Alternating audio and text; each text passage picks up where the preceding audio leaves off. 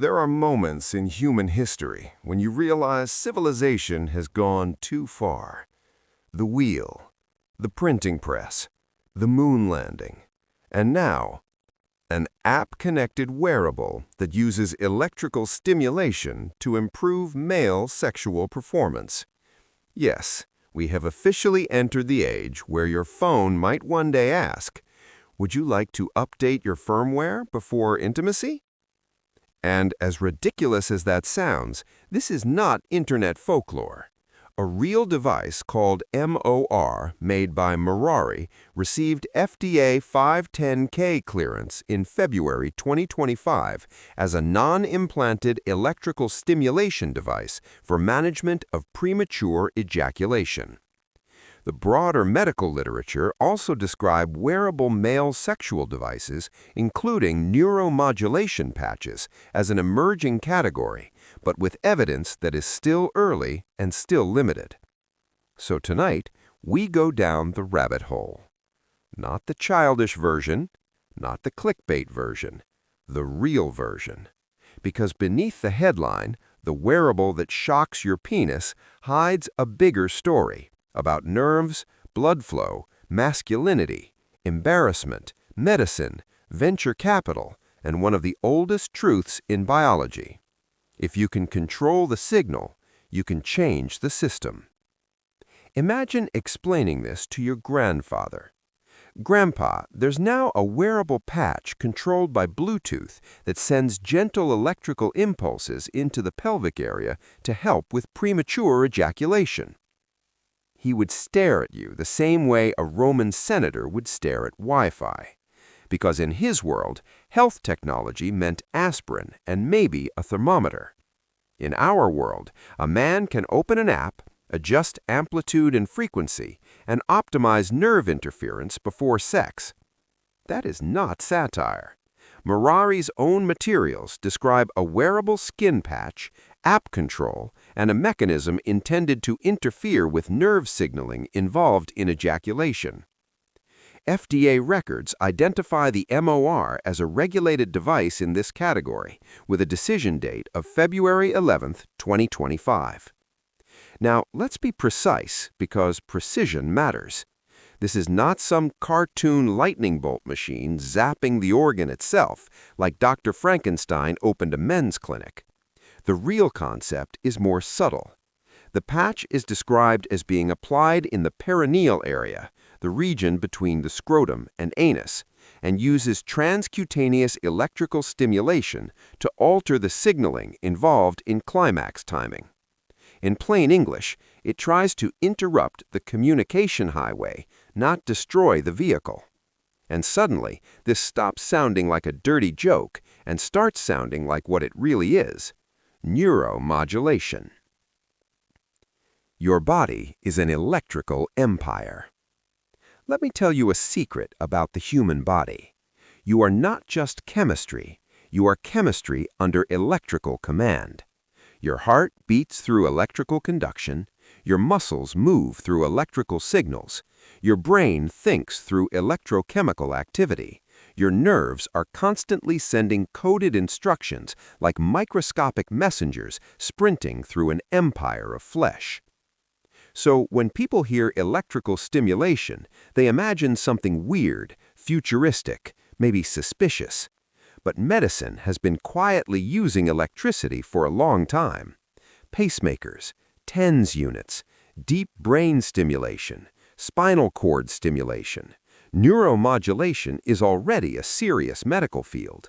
And in recent literature, researchers describe sexual dysfunction as an area with significant interest for future neuromodulation therapies, even while emphasizing that the evidence is still developing and that no single neuromodulation method has yet emerged as the clear best option. That is the important distinction. This is not magic. This is not science fiction. This is not, "Bro, trust me." This is a real scientific idea built on a very old principle. Change the signal, change the response. Why this even exists? Now, here's where the story gets human. because no one invents a device like this unless there's a large, uncomfortable, mostly unspoken problem waiting underneath. Premature ejaculation and erectile dysfunction sit in that category of male suffering that many men experience but fewer men discuss honestly. Shame turns common problems into silent ones. Silence turns them into markets. And markets, my friend, attract inventors like porch lights attract moths. The medical literature identifies erectile dysfunction, premature ejaculation, and hypoactive sexual desire as common complaints in men. Wearable sexual health devices now range from rings to sensors to neuromodulation patches, but reviews consistently warn that more research is needed to determine which devices actually work best and for whom. That last phrase matters. For whom? Because men are not machines stamped out by one factory mold.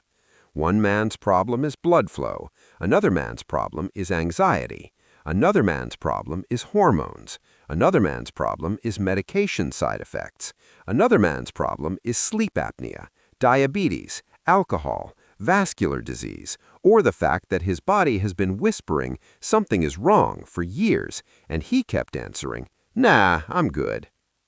Which brings us to the deeper twist in this whole story. Sometimes sexual dysfunction is not the main problem. Sometimes it is the warning light on the dashboard. The organ that snitches first. Here's the part that should make every man sit up straighter. Major medical sources, including Mayo Clinic and the American Urological Association's Patient Education, warn that erectile dysfunction can be an early sign of cardiovascular disease. Why? Because the same blood vessel damage that hurts the heart can show up in penile blood flow earlier, since those arteries are smaller. In other words, the bedroom can become the first place your circulatory system confesses. Let that sink in. A man thinks he has a sex problem. His body may be trying to tell him he has a vascular problem. That is why the phrase better health needs to be handled carefully. Can a wearable device help some aspect of sexual performance? Possibly, in some cases, for some men, for some specific dysfunctions. The FDA clearance for MOR is specifically about management of premature ejaculation, not a blanket cure for penis health or a universal upgrade. And broader expert reviews still say the category needs stronger evidence. So the real wisdom is this. Do not confuse symptom management technology with full-body diagnosis. A smoother dashboard doesn't mean the engine is healthy.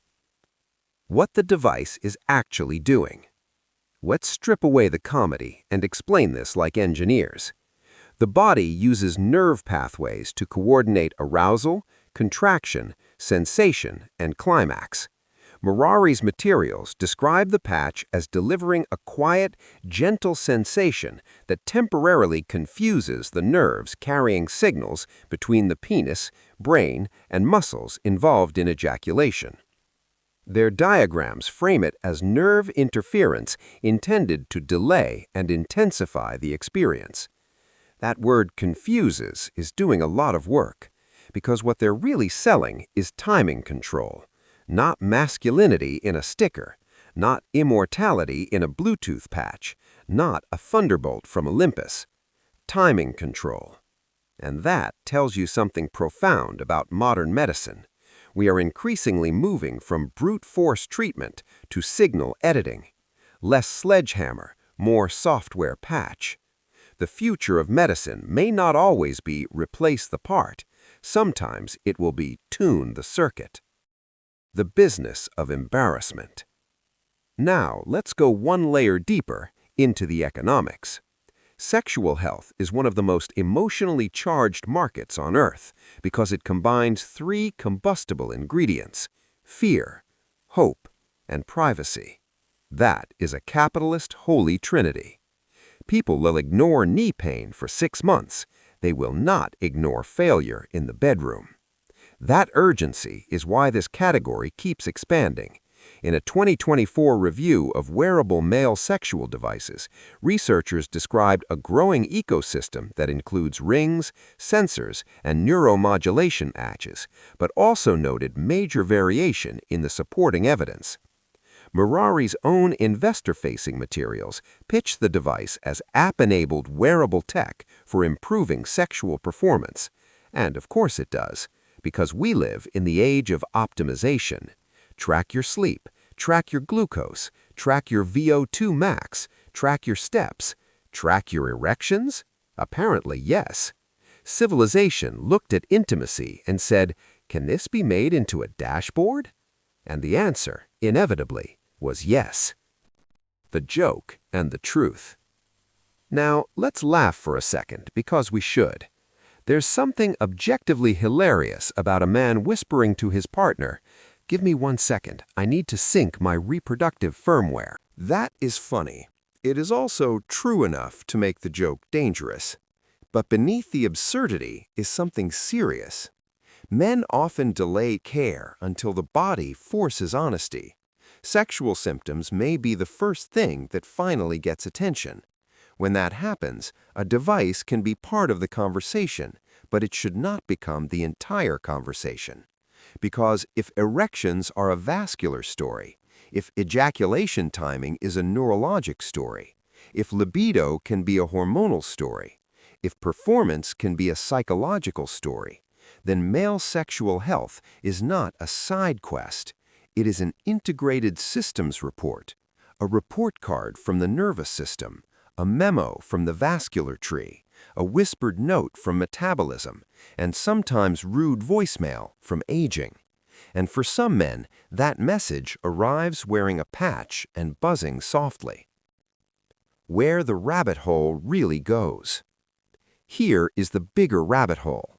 This device is not interesting merely because it targets male sexual performance. It is interesting because it represents the ongoing merger of consumer tech, medical devices, behavior data, app ecosystems, and intimate biology. That combination changes everything. Because once a body function becomes measurable, adjustable, and marketable, it enters the same universe as every other performance metric. And that raises questions far beyond one patch. Who owns the data? How much evidence is enough before consumers trust the device? Will these wearables become diagnostics, wellness products, or both? Will the future man need a cardiologist, a urologist, a therapist, and a software update? The literature right now is careful. Reviews say these devices are promising, intriguing, and potentially useful, but they also repeat the same sober refrain: more research is needed. That sentence is not boring. That sentence is civilization speaking responsibly. Because history is littered with inventions that sounded brilliant before the data arrived. So what do we actually learn from the wearable that shocks your penis for better health? We learn that the headline is dumber than the reality. The reality is not a circus trick. It is a targeted neuromodulation concept for premature ejaculation. FDA records show MOR was cleared in 2025 in that specific category. Expert reviews place it inside a broader wearable men's sexual health market that is growing faster than the evidence base.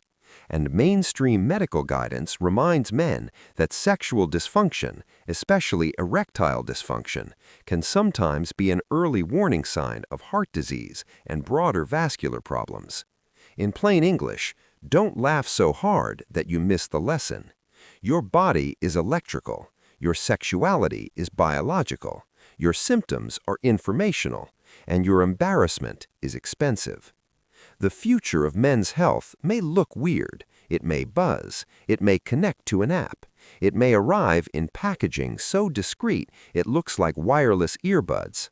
But whatever form it takes, the real question will remain ancient.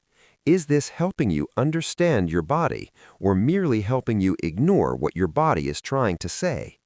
That's the line between gadget and medicine, between novelty and wisdom, between performance and health. And that is the real shock. If this blew your mind, hit like, subscribe, and drop a comment. Would you trust a wearable device to alter nerve signals for sexual performance? Or does this sound like humanity sprinting barefoot into the cyberpunk jungle? And for the next video, we can go even deeper. The future of bioelectric medicine, body hacking wearables, and how signal control may reshape human health.